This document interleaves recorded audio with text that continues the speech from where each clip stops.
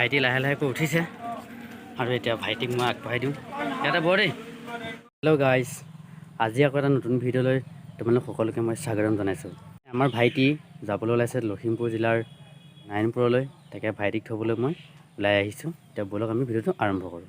এতিয়া মই ভাইটিক লৈ ঘৰৰ পৰা ওলাই আহিলোঁ আৰু এতিয়া আমি গৈ ষ্টেচন পাম, জীয়াঢল ষ্টেচন।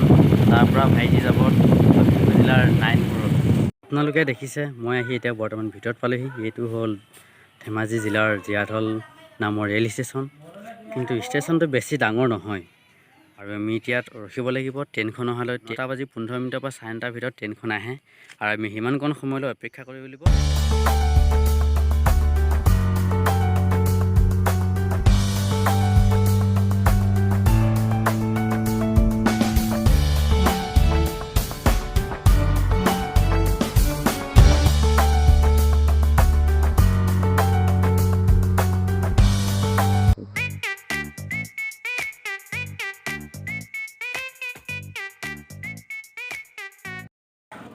ভাইটি লাহে লাহেকৈ উঠিছে আৰু এতিয়া ভাইটিক মই আগবঢ়াই দিওঁ।